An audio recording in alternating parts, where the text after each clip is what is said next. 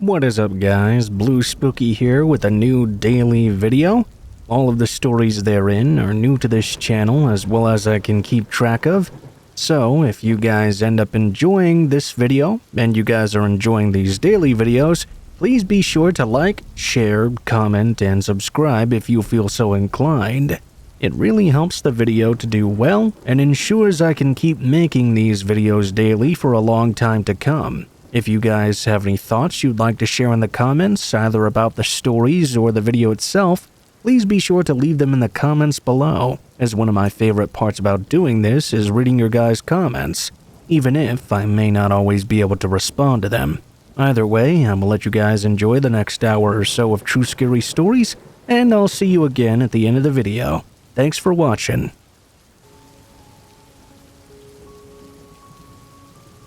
I haven't driven a car in a very long time.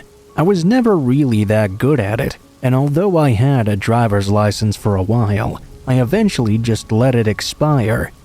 I've spent most of my life walking all over the place or taking a bicycle whenever I had one available.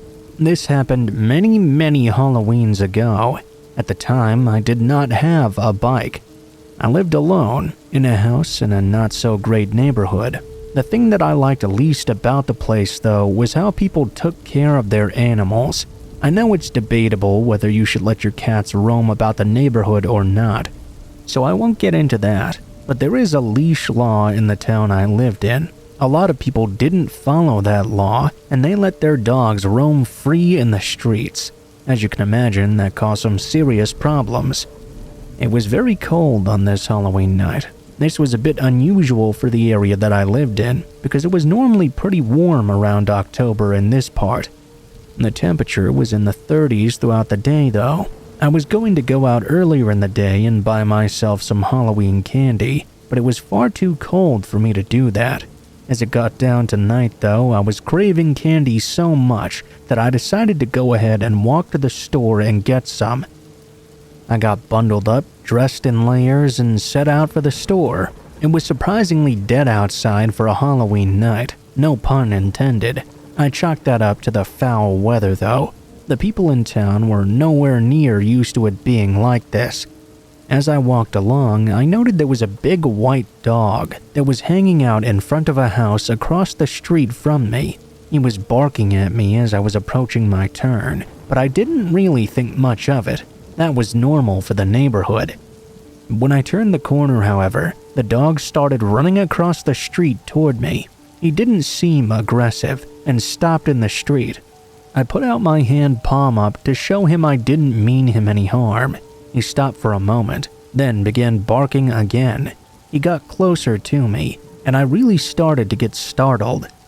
I began to walk faster down the street. He kept barking and chasing me, getting close to me each time before stopping. I was wary of him the entire time, but eventually he did stop coming after me.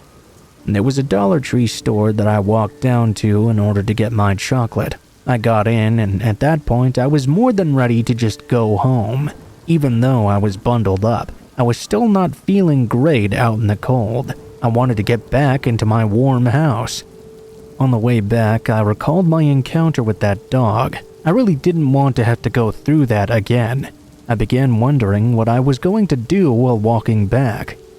If I remained on the sidewalks, I had to go by the house the dog was by again. The only way to get to my house otherwise, and I'm not kidding about this at all, was to walk through a graveyard. I'd have to slip through someone's yard in order to get to the graveyard, but I decided it was worth it to avoid that dog. I was also thinking that maybe it would be kind of cool and creepy to walk through a graveyard on Halloween. I hated cutting through someone's yard, but I still did it. The graveyard, as I'm sure most graveyards have, had a road that went through it. I wouldn't have walked through it otherwise. I didn't like the idea of walking across someone's grave. The one thing the graveyard did not have, though, was lighting. As I was walking through it, I could see somewhat, but it was not that easy to do so. I didn't think I would be scared walking through a graveyard, but honestly, I was a little. I didn't believe in supernatural things. I was more mildly scared someone might be skulking about in the darkness. The thought of getting home to my warm house was much more important to me than a little bit of fear, though. At one point, I began to hear what sounded like someone yelling from quite a bit ahead of me. I stopped walking. I didn't know what to think. I mean, it was Halloween, so maybe I just heard something coming from someone's house, then thought it was coming from the graveyard. If you've never heard a scream or yell while walking through one, though, you really have no idea just how creepy that is. I almost thought I should turn around and take my chances with the big dog. After a few moments, though, I decided there was nothing to be afraid of. I continued through the graveyard. I wouldn't think twice about this once I'd finally arrived home. I noticed some movement up ahead of me on the graveyard road, though. Someone was walking towards me. It was too dark to see anything about them, but I felt the apprehension again. I just tried not to think about it. There couldn't be anything wrong. It all had to be just in my head. After only a few moments, I noticed the figure had stopped walking. Then very quickly, it ducked back into the graveyard and hid out of sight. That was really weird. It made me think that maybe the person was also scared to see someone else walking through there in the middle of the night and ran off. I continued walking deeper in. I passed by the place the figure had run off to and looked around. I didn't see anyone there. It was right then that I heard what sounded like a groan coming from up ahead of me. This whole night and this whole experience was just getting weirder and weirder to me. I decided to just hurry up and try to get it over with. I began walking as fast as I could. I heard another groan up ahead of me, and I looked in the direction of it. There was something else that was scary. I saw someone climbing up over a gravestone. It was like watching a zombie pull itself out of its grave, the most terrifying thing I'd ever seen in my life. Although I didn't believe zombies were real, I was more terrified at that moment than I'd ever been in my entire life. "Help!" I heard the zombie groan at me. If I hadn't heard that, I would have turned around and ran right back out the graveyard and took my chances with the dog. But that brought me back to my senses. This wasn't a zombie. This was someone who really needed some help. I ran up to the person and tried to help them to their feet. I noticed they were definitely injured. It was hard to see, but I could tell there were dark spots on their clothing. "They stabbed me," the guy told me. "Please help me." "Don't worry, I will," I told him. I took out my phone and called 911. I explained as best I could that I was in the graveyard with a guy who'd been stabbed multiple times. I needed help right away. It wasn't until then that I remembered the guy who'd initially run off into the graveyard when I had seen him. It suddenly clicked that that must have been the man doing the stabbing. I told him I'd seen someone run off, and he might still be in the graveyard somewhere, so to send police officers as well. After hanging up, I became even more terrified. If the figure I saw earlier was trying to murder this guy, who knows if he would come back before the police got there. He might come back and then attack and kill both of us. It was nerve-wracking waiting for the police and the ambulance to arrive. I heard the sirens not long after I had hung up the phone. However, I didn't exactly feel good by hearing them. I knew I wouldn't feel safe until the police were physically there. I was shaking and jumped at every noise. The only good thing was that the fear made me forget about the temperature, and I didn't even realize how cold it was. The police and ambulances arrived without anything further happening. I had to talk to the police for a while when they were loading the guy into the ambulance. Unfortunately, I couldn't do much to help, as I'd only saw the attacker in the distance in the darkness. Fortunately, the victim knew the person who attacked him already, and the guy was caught and sent to prison. He also recovered just fine. I eventually got home to my warm house, but by that time, Halloween was already over. Still had my chocolate though, at least.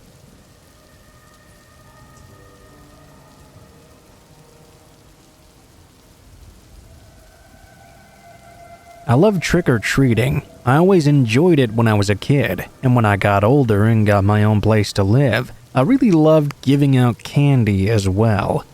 I love all the costumes and seeing all the children out and about being really happy. It was all around very exciting to me. I live in a pretty nice neighborhood. I have the house all to myself.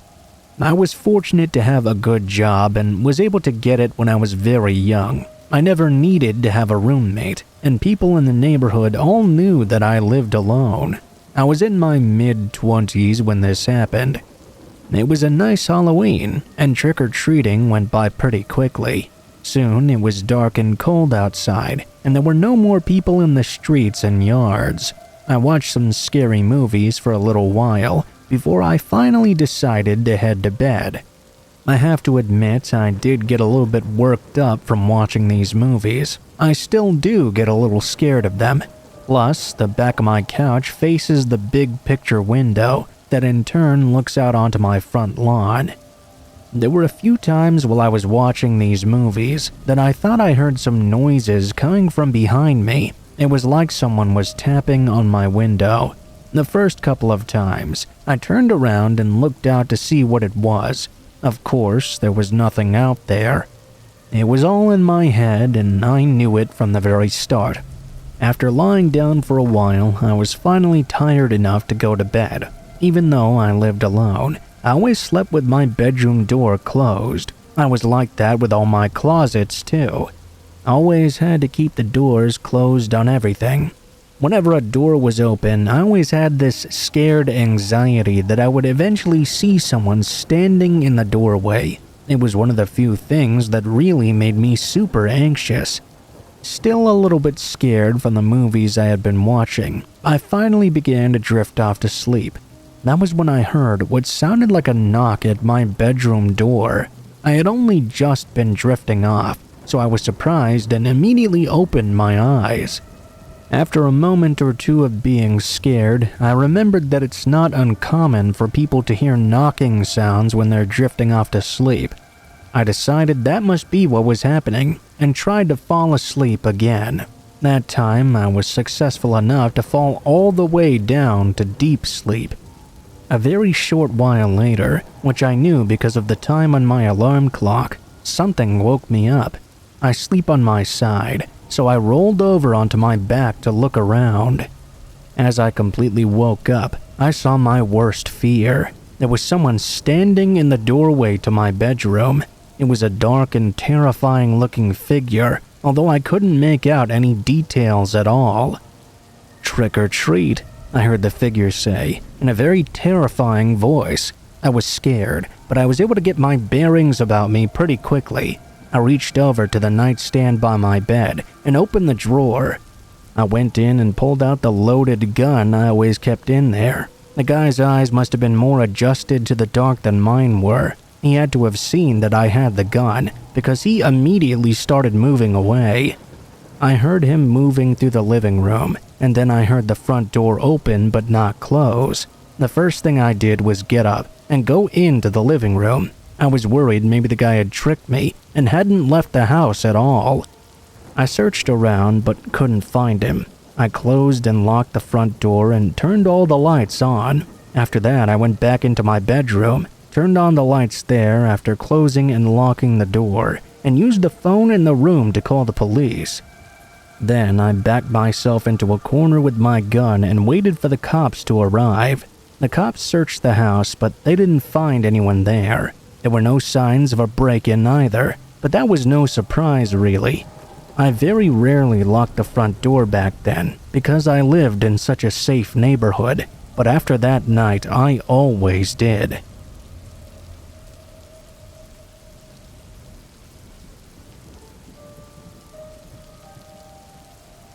Every year, my town does a haunted house during the week of Halloween.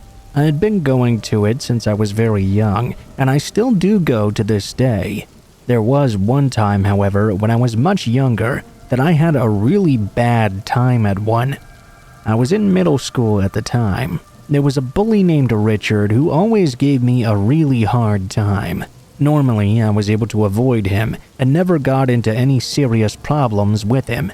I could stay around adults most of the time, and he would never do anything to me when they were around. I was planning on going to the haunted house on Halloween Day, as I did every single year. It was really busy this season too. I always felt I had to go on Halloween. That just seemed way more authentic for whatever reason. I was 13 years old when this happened. We had school on that Halloween day. During my lunch period, I made a stop at my locker. When I did, a note fell out of it. I opened it up and realized it was from Richard. He told me that he would also be at the haunted house that night, and he would be the one to really scare me. I was nervous, but I wasn't really that worried. I mean, what could he possibly do to me in front of all the people that were going to be there?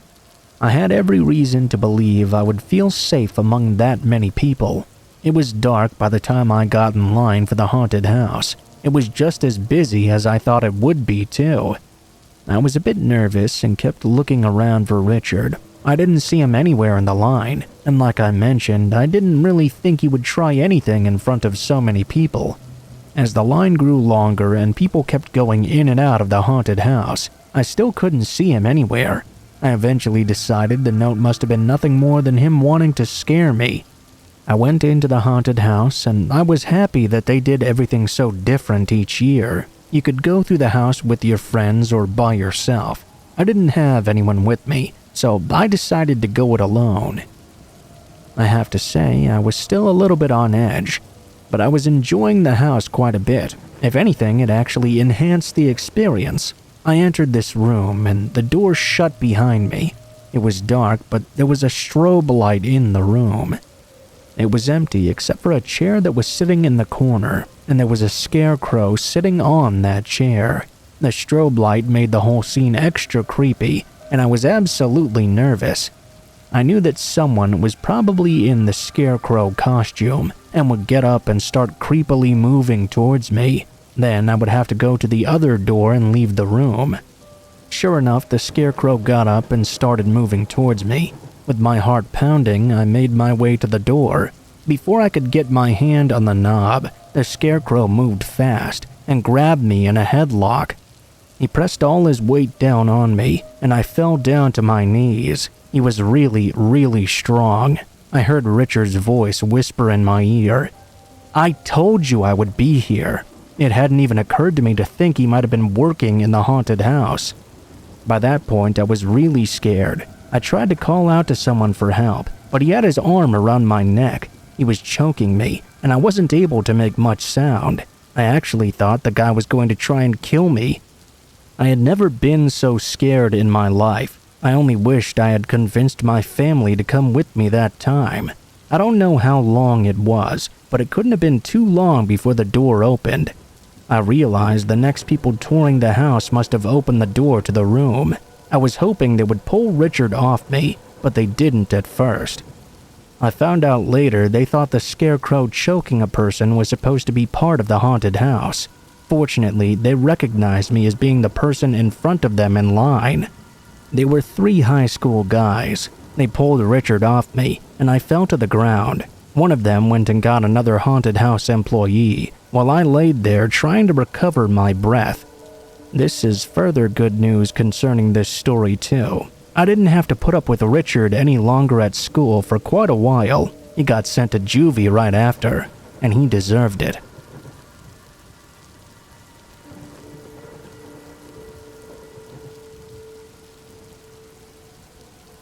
Before my father and I moved to another state, my father went and visited the area to check on the progress of our new home, which was currently being built. My father was there for a few days and was staying at some crappy Motel 6 in a shady area of town. His room was the last room at the end of the hallway on the top floor. In the middle of the night on the last night he was in town, he was awoken by the phone ringing in his room. He groggily woke up and answered the phone. To his surprise, it was the front desk calling him. They said something along the lines of, "Sorry to wake you, but we've been receiving a couple of reports about rooms being broken into and stuff being stolen. We're calling to make sure that your door is locked and that you're safe." My father replied he was fine and hung up the phone. He decided to go double check that he did lock his door. As he sat up in bed though, he noticed that the door to his room was ajar. Being spooked, he cautiously checked the room and found nothing was missing. No one else was in the room either. He creeped over to the door and peeked out. Sitting outside his room on the windowsill of the hallway window was his shaving kit. Creeped out of his mind, he quickly grabbed it and locked the door. After he calmed down a bit, he called the front desk. "Hey, you just called me about the break-ins around the hotel? I wanted to report my room was broken into when I was sleeping. Nothing was stolen and I'm fine. Just figured you'd like to know." The front desk replied, "You must be mistaken, sir. We never called your room. We haven't received any reports of break-ins either." Needless to say, my father had a hard time sleeping for the rest of the night.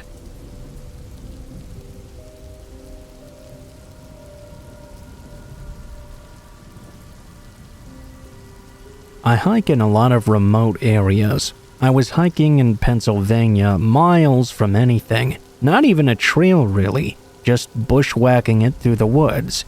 That was when I came upon a random guy about 200 feet away, just sitting down on a log, sitting there wearing jeans and a hoodie over his head, staring at me. I waved at this man, but he didn't wave back.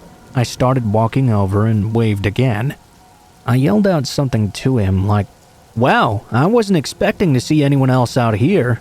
There was no response. I was getting a little bit nervous now, but I had already committed. I kept approaching the man. Then I started noticing rock piles in circles and things hanging in the trees around him. I got about 10 feet away from him, and this pheasant took off, scaring the crap out of me. Finally, I got close enough to realize this was not a man at all. It was a mannequin, sitting there dressed up, surrounded by strange rock piles and symbols hanging in the trees. Let me remind you, I was miles away from anything. I hightailed it out of there, thinking I may have come upon something I was not supposed to see. I never really did have any follow-up to this. I mean, who was I supposed to ask?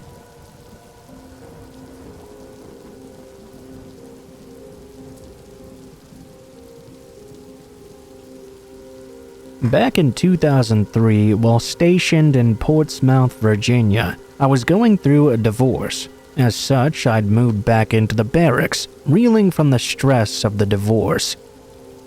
I had a lot of trouble sleeping, and so I would go for a run at all hours. One such morning, around 4 a.m. or so, I took off for a quick 5-mile run. Portsmouth has some pretty dodgy areas, and my run route took me straight through one of them. As I got to the top of a bridge, I saw someone standing on the side of the road. It was a bit odd, but not completely unheard of. Sometimes I would see a non-runner standing somewhere other than a bus stop. Anyhow, he watched me the entire time I ran closer to him. As I got even closer, he turned his back to me, but continued to watch me over his shoulder. Since I tend to become more friendly in awkward situations, I said hello as I ran past him.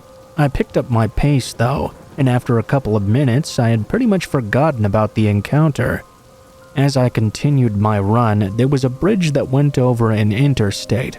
After I crossed this bridge, I just about had a heart attack as I saw the same man standing on the side of the road again. No cars had passed me by, and there was no way he could have gotten from where we first met to here in that short amount of time, not without driving past me again. Being nervous, all I could say to the man was, "Wow, you're pretty fast." I'm pretty sure I broke a personal speed record after that.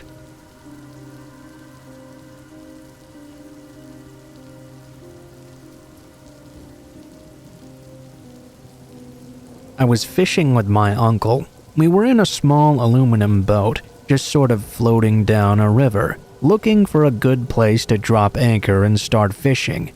We rounded a bend in the river, only to see a scene of a small plane crash on a steep slope on one side of a hill leading down to the river. The plane was on its nose and kind of crumpled up. There were probably 5 people standing around. 2 of them were in suits. There was blue tarp on the ground with a white sheet over it. I assume that must have been a body. That wasn't really the creepy part though. As we got closer, I observed that next to the body, not covered in any sheets at all, was what appeared to be a collection of human remains. Well, they weren't really even recognizable as human, except for one of them had a shoe on it. It was really eerie. For the past 2 hours, we had been floating down the middle of this river with nothing but the sound of running water, and then out of nowhere, we came around a turn to see a total scene of horror. I've seen fatal car crashes that didn't look nearly as bad as this was.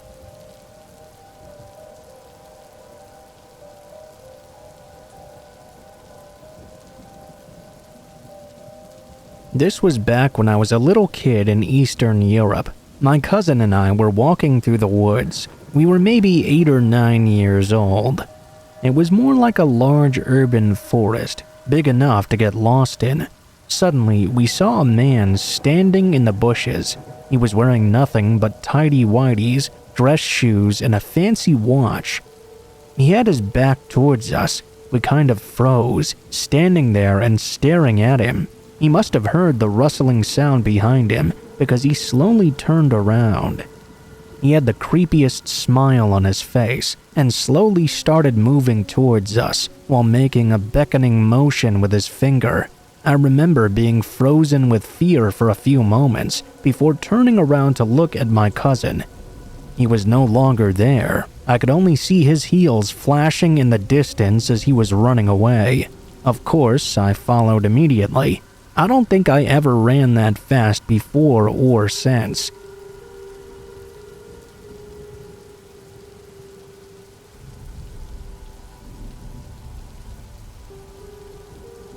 I went to my aunt and uncle's house one family vacation about 10 years ago.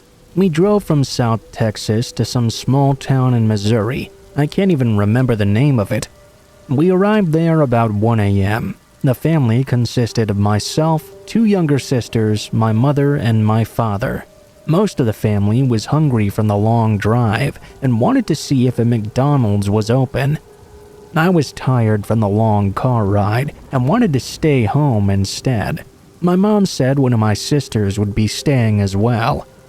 I settled down into the living room, watching TV while slightly dozing off. I remembered that I started hearing pitter-patters down the hallway and assumed my sister was just running around. I got a call from my mom asking what I wanted to eat. In the background, I could hear both of my sisters arguing. I heard a giggle from behind me. I stood straight up and looked around, but I couldn't see anyone there. I asked my mom if my sister had ended up going with them, to which she confirmed she had. I stood in the corner of that room until everyone else got back. Nothing like that ever happened to me again.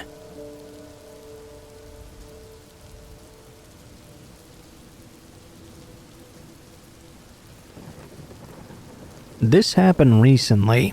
It was midnight and I was at the train station, waiting for my train to arrive.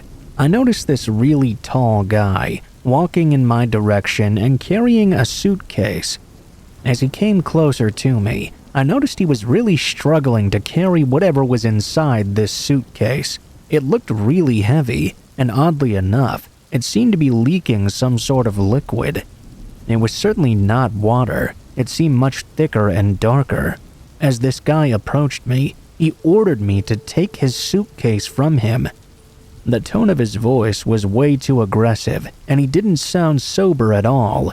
Taking a closer look at him, I noticed he was covered in dirt all the way up to his face and had several cuts on his forearms. I said sorry and started to walk away. My train started to arrive. The man followed me, saying things I couldn't quite understand. I ducked into the train to avoid him, and the door shut behind me. I turned around and looked out the window. He was outside, pointing at me and yelling gibberish. As the train slowly started to depart, he began to punch the window. Frustration was in his eyes as they locked on me. I was very relieved I hadn't had to stay there with that man any longer. I was on the train, and the fellow commuters looked at me extremely puzzled. They wondered what all the commotion was with me and that weird guy. Well, I certainly wondered too. It really creeped me out. I always wondered what was inside that suitcase. I'm sure your imagination will come up with the same thing mine did.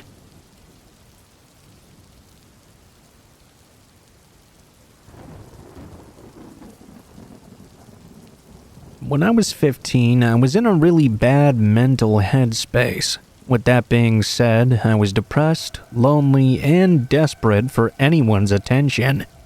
Against my own better judgment, I made an account on Plenty of Fish. I understand that I put myself in a dangerous position for predators, but I also understand that any man who I told my age should have reported my account and not spoken to me at all. After swiping left and right for about an hour, I met a man I'll call Red. Red was 26, a father of 2 beautiful toddlers, and a Puerto Rican native who had recently moved to Florida. He spoke a fair bit of English and had this charm to him whenever he spoke. When I told him my age, it's scary now to think about just how okay he was with it. He simply told me we would not have any sexual relations, and our interactions would be 100% innocent. We talked for a few months before even mentioning meeting up. When I talked to Red, I felt happy, whole, like I finally had someone supporting me. The first few times we met up, it was perfectly fine. We went to the outlets, Disney Springs, the movies. He was a perfect gentleman. He held my hand, opened doors for me, and kept his hands off me too. We did kiss a bit, but it was never anything too intense. About 6 months into our relationship, I turned 16, and I invited him over to my house, through means of sneaking in my window, of course. He agreed wholeheartedly. We were just hanging out watching a movie when he kissed me in a way he never had before, in a way I'd never been kissed before. It was surprising, and without having to be said, overwhelming. I started to get scared. It finally hit me that this was a grown man, and I was still just a child.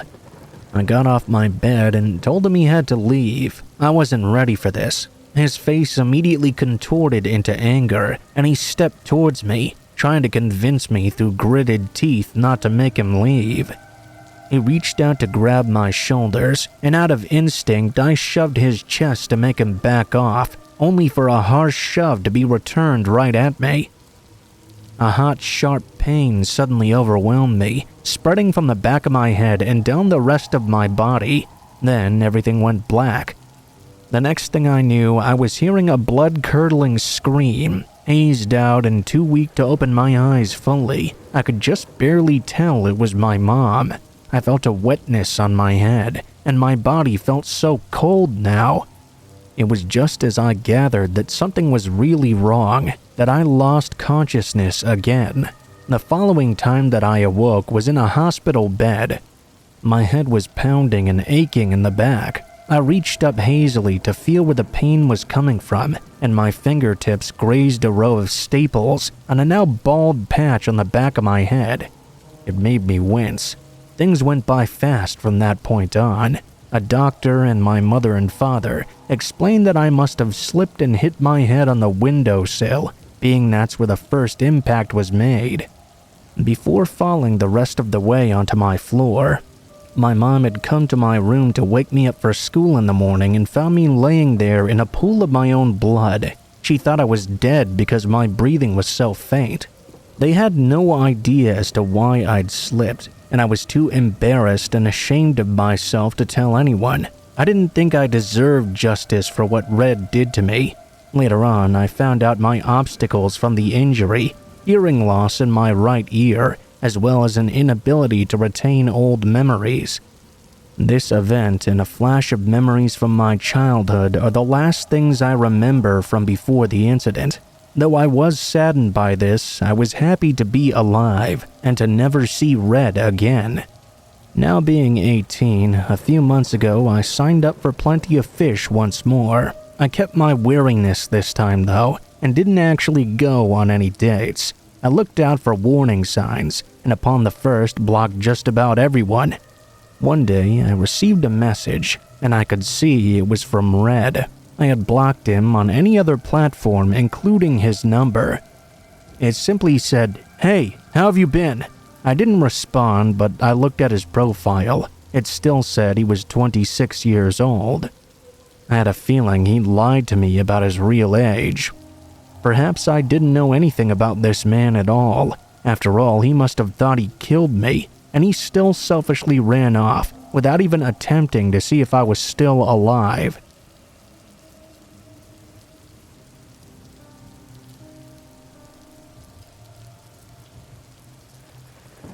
This is something that happened to me a month ago. It's still fresh in my mind, and quite frankly, still gives me the chills whenever I go into work to this day.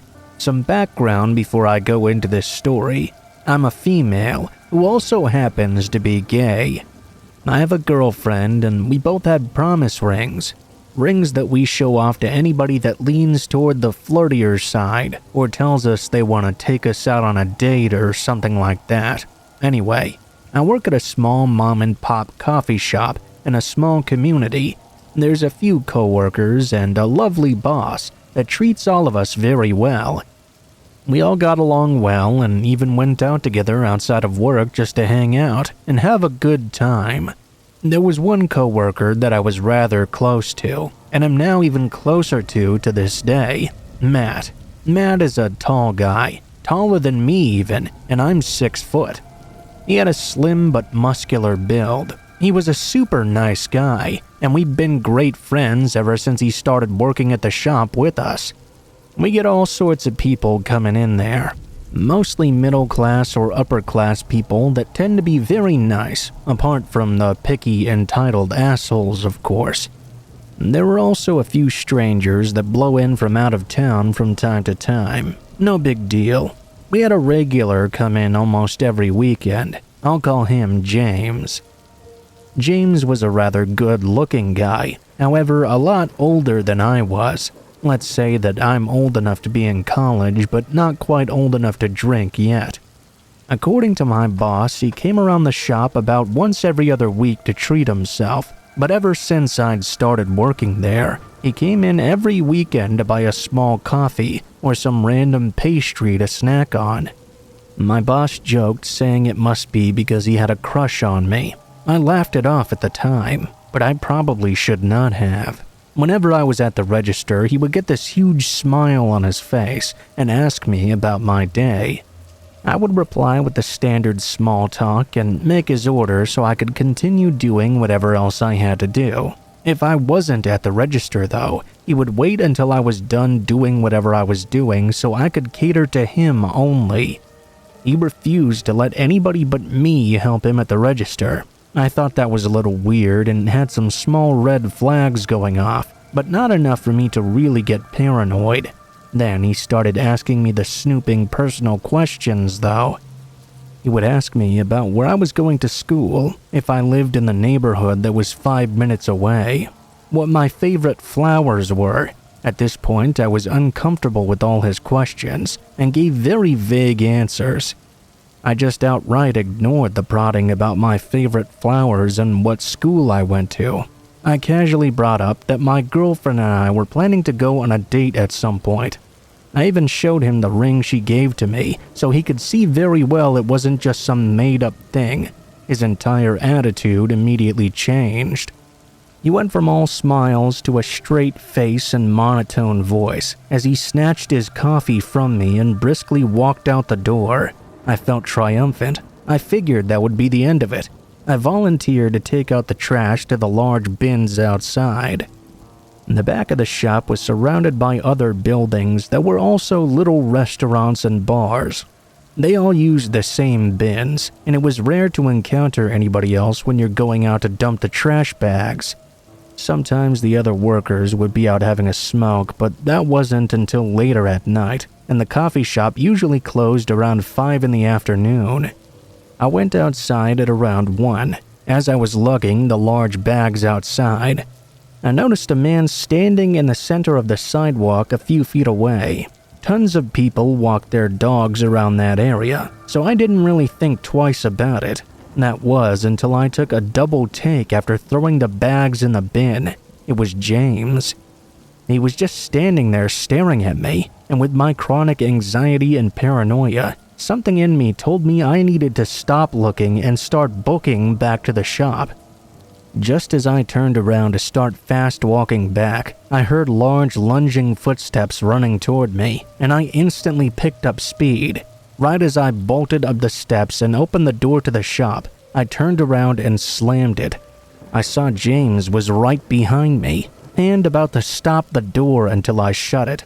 I locked it behind me, hyperventilating due to the panic attack that was coming. Matt was working with me that day and heard me crying and struggling to breathe in the back. He called my girlfriend for me so she could help calm me down. Although I'm taller than her, she was definitely the tough one out of the two of us. She could take a man twice her size due to all the training she'd done since she was a kid, whereas I didn't know how to fight at all. I relayed back to her what had happened, and of course she was livid. She couldn't come over though due to her being still at work, so she asked Matt to help me process what happened as we continued working. Over the next few weeks, James would come back and act like nothing had happened at all. One week though, he just stopped coming altogether. He didn't come in for another 3 weeks. I was getting nervous because something told me he was cooking up something really big and really bad.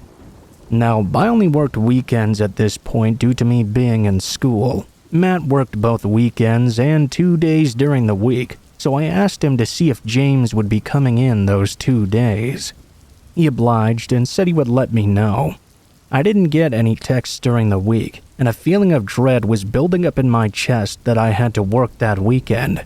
Friday, just as I was opening the shop, alone mind you, the next person would not be coming in until half an hour after me. In walks James. Technically, we didn't even open until the second person comes in, but we sometimes let a couple of customers in early, since they only want their coffee of the day and then take off. That meant the stupid front door was already unlocked. I was terrified to my very core. I never open alone, and the one time I did, James somehow knew this and took it as his chance. As I saw him walking up, I texted to my boss to look at the cameras and tell Matt to hurry up because I did not want to be alone with this guy. He started his usual small talk and I obliged, not wanting to set him off. He started going on about how pretty I was, comparing me to random models. I just kind of nodded and thanked him. His demeanor switched again. He wasn't straight-faced, nor did he change his tone, but there was something in his eyes that told me he was calculating what he was going to do next, depending on how I answered. Now, I'm not a quick thinker when under pressure, especially not when I'm scared like this. I did mention that James was good-looking and older, but he was also way more muscular than I was. I knew that if he was going to grab me, I had to do everything I could to wiggle my chubby self out of his grasp. If he jumped over the counter or tried to run around the back, I'd have to grab one of the knives we used when making the food. He started saying how he wanted to take me out, and he would treat me so much better than this so-called girlfriend of mine, that I should call her and break up with her right now. That took me by surprise, and he knew by the look on my face, because this time he slammed his fist against the counter and screamed, "Call the bitch right now or you'll fucking regret it." I was on the verge of tears. I picked up my phone, opening Matt's contact and calling him, praying he would pick up. Someone or something must have been on my side that day, because he picked up on the very first ring. "Hello? Hey baby, there's something I need to tell you." "What? What are you talking about?" I was sweating, trying not to look at James too much, as he seemed pretty satisfied I'd actually listened to him, his arms crossed as I held back my tears. "I know we've been dating for a while now, but there's a guy I met at the shop and it made me realize I don't think I can keep this relationship up with you anymore." Matt instantly picked up on how shaky my voice was and the small innuendo I made that I was not alone right now. I could hear him running down the stairs of his house and jingling his car keys. "Don't hang up the phone, I'm coming. That fucking prick is gonna get what's coming to him." Matt lived in the same neighborhood I did, which was only a few minutes away. I prayed to whoever that he was breaking every speed limit out there to back me up. I know you're upset. No, it isn't you, it's me. I paused now and then acted like there was a legit conversation happening. The longer I stayed on the phone, though, the more suspicious James had started to become. He uncrossed his arms and started making his way towards the small opening that led to the area where we worked. My skin was crawling as I tried to act like I was going to abruptly end the call. I hung up the phone and put my phone back in my pocket, raising my hands to show I wasn't going to do anything. The way James was looking at me, I'd only ever encountered that look once. It was something I never wanted to see again. I simply shook my head, my eyes now and then quickly looking towards the front to spot Matt's car. For a moment, it was just a heavy silence, hanging in the air. Then, before I knew it, James was throwing the small knickknacks on the counter at me in a fit of rage. He was screaming that I should have never had a girlfriend in the first place. It should have always been him. I panicked and grabbed one of the knives in the drawer, putting some distance between him and I.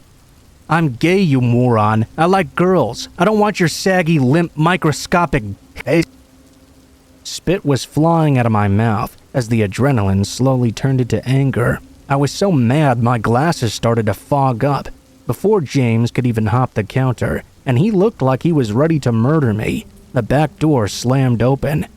Matt came in holding a metal bat. He shouted that if the man didn't get the fuck out right now before the cops arrived, he would gladly beat the shit out of him.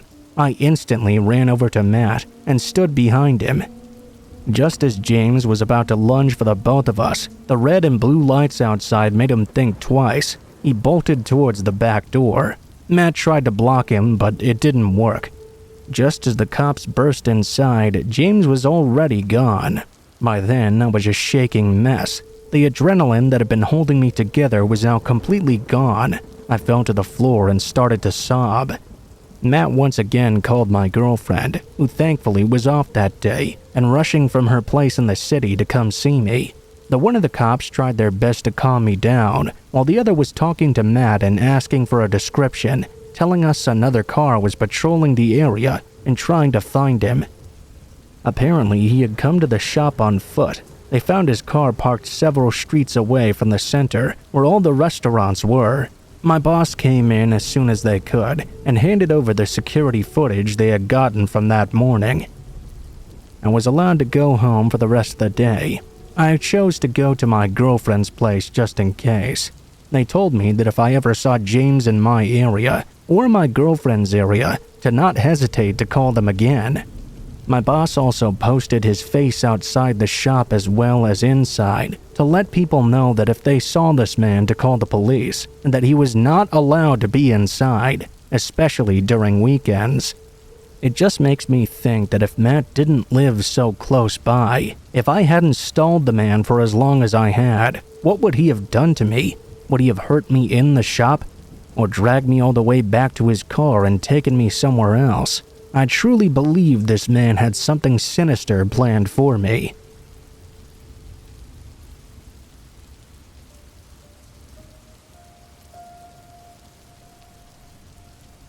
Let me preface this story with a few things. I'm not the best writer and I've not shared this before, nor do a lot of people know this even happened to me. I'm turning 22 at the end of the month, and this event happened almost a decade ago. I still remember it so clearly though. I still think on it often and bring it up to my family, as uncomfortable as it makes all of us. It reminds us of how dangerous the world really is. As a little bit of backstory, growing up I'd always had extremely fair skin, blonde hair, and light eyes. The kind of thing that specific creeps really go for. When I was just around the bend of becoming a teenager, my older sister, who was 8 years ahead of me, was in the military and had been gone for quite some time now. Soon though, she was finally coming back home to old USA soil, a few states away at a base in Kentucky. My parents and I were very excited and planned to leave for the weekend. We could finally go see her for the first time in years. It would only be for a few days, but we were happy regardless. We ended up spending time with her, of course, and had a few days to be able to go out to eat, open her accumulated Christmas presents, and go to a nearby mall in proximity to the hotel we'd been at.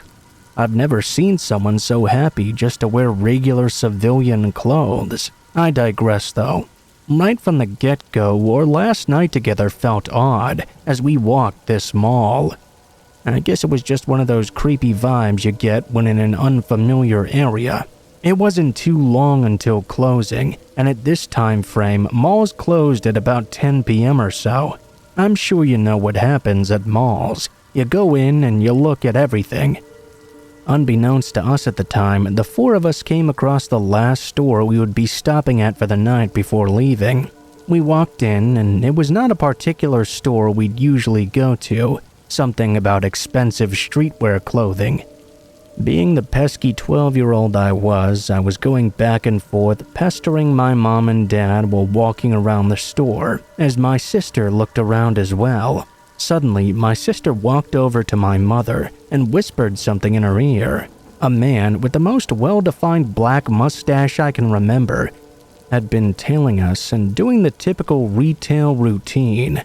"Hi, is there anything I can help you with? Can I help you find anything?" He was being a little too persistent though, and only ever asking my dad these things. The man didn't quite speak broken English, but his accent was very thick. Perhaps Indian or Turkish, maybe.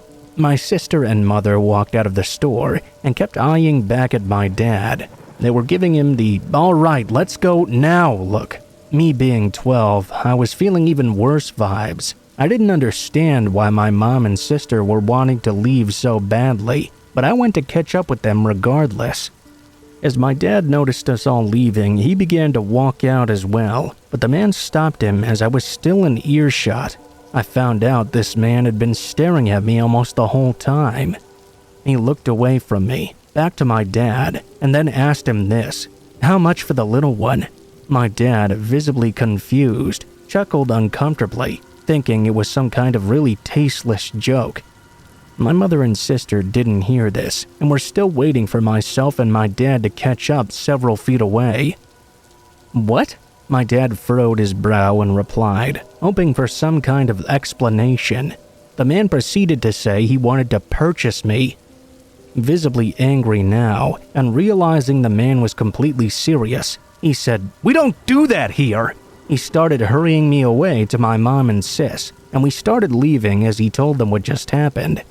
The whole drive back to the hotel, my sister was getting consistently more upset, saying if she'd have known, she would have killed the fucker.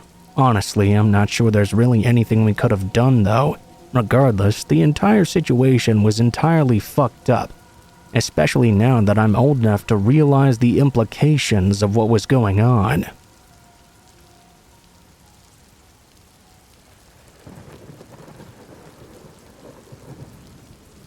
A little over a year ago, I was living in an apartment trying to save up some money.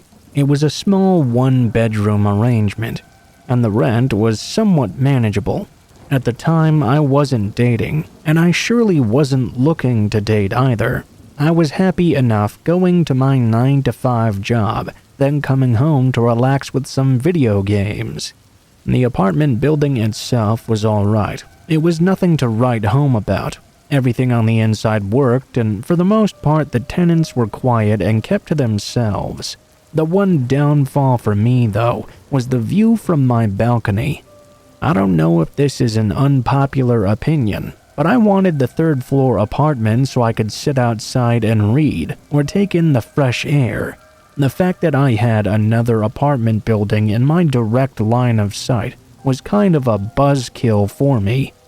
It wasn't like it was a huge deal though. I did end up making peace with it after a while, and just learned how to ignore it. It's strange how the separation of the building makes a huge difference though. For example, my apartment building was just a little nicer and had very little of any type of crime. Meanwhile, that other apartment building seemed to always have police cars swarming outside. The area itself spanned multiple blocks, and I think there were 6 or 7 different apartment buildings there. When I say buildings, I mean different apartments altogether, like each block of apartments was a different leasing company. The first few were really nice, and the further you progressed through the blocks of apartments, the less nice they became. I was in the last building before they really started to go downhill.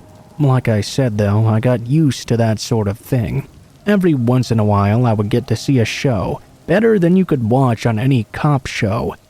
At some point during the lease of my apartment, I had come home from a hard day's work and just wanted to sit outside and relax a bit. It was one of those beautiful nights in the early summer. I didn't want to go inside. I grabbed my laptop and started watching stuff out there with my headphones on. Before I knew it, it was well after midnight, and I was still sitting outside enjoying the free breeze. I finished up what I was watching and decided to just sit outside and really soak in the air for a while until I went inside to go to sleep. Immediately after taking my headphones out though, I noticed something strange from my balcony vantage point. I saw a figure pacing back and forth outside the apartment building behind me. I felt comfortable practically spying on this person, since there was no way he could possibly see me. I mean, I was dressed in all black on a third-floor balcony, slouched back in a chair. I watched this person pace and continue for 5 minutes. I was trying to theorize what this person was doing. My first thought was that maybe they'd gotten locked out and were pacing waiting for someone to let them in. But that theory faded quickly when I noticed how suspiciously he looked when he stopped pacing. He would look all around himself, like he was trying real hard to be secretive. I could clearly make out some of his features once he started to look around too. He had a very thick beard and was wearing an Atlanta Braves baseball cap. He had a hood on top of the hat as well. I could see long hair protruding from the sides of it. This person slowly approached the sliding door. It must have been locked or something, because after a couple of attempts of trying to open it, he stopped and walked over to another apartment. When he reached that next apartment, he grabbed the door as well. A car drove by though, and he jumped away from the door and pretended like he was just walking down the road. Once the car was out of sight, he went back to the door and tried to open it again. No such luck for this man, it seemed. I oddly felt a sense of relief when he started to walk away. Whatever intentions he had, and it didn't seem like they were good, it looked like he was abandoning them. I felt a bit of relief lift off my shoulders too, because I'd been having an eternal battle on the inside of whether or not I should call the cops on this guy. I mean, of course, I probably should have. But for some reason, calling the cops on this guy was giving me crippling anxiety. I can't explain why. I guess the police just terrify me, so I avoid that confrontation at all costs. Just as the relief was setting in completely though, the man turned back around and went back to the apartment he was just at seconds ago. He didn't look around this time. He grabbed onto the sliding door and started to yank on it hard. Thankfully, his failures continued. After that, he went to the last apartment on the ground floor that was in my vision. To my horror and surprise though, the door opened right away. He crept inside, as though he was trying to be silent. I wanted to grab my phone and call the police, but I didn't want to lose my focus on the man. The lights weren't on in the apartment, so I couldn't tell where he'd gone once he went inside. Once I'd lost sight of him completely, I grabbed my phone and called the police. I told them my suspicions, and they said they were going to send a car over right away. I sat on the balcony and continued to watch the sliding door that he'd left slightly open. I saw a light turn on in one of the windows, and within seconds I saw the man running out at full speed toward my building. Even though I knew this man couldn't possibly see me, I slid down in my chair even more. I was so tense. Before the man was even out of sight, a large shirtless man ran out of the sliding door with a baseball bat in hand to chase him. He only took a few steps out though before retreating back into his apartment, closing the sliding door and standing at the window with a bat in hand. I couldn't believe what I'd just seen. I instantly felt guilty for not calling earlier. Then though, I reassured myself it could have possibly been much worse if I didn't call at all. When the cops did finally show up a few minutes later, they talked to the man. I was still watching everything from my balcony. I saw a woman join the big man, as well as 2 teenage children. Within just a couple of minutes, cops were swarming the area. After a lot of conversations with the family, the cops finally left, and eventually the night was quiet once again. I went to bed that night terrified that someone was going to open my sliding glass door, even though it was on the 3rd floor. I feared my apartment was going to get broken into every night until I eventually moved out. I still think about that night all the time, even though it didn't directly involve me. Sometimes being a fly on the wall and witnessing something horrible can be just as traumatic in other ways. At the end of the day though, I'm just happy I don't live anywhere near those apartments anymore, and that the family from the apartment was physically unharmed that night. I can't imagine the psychological damage they're still dealing with today though.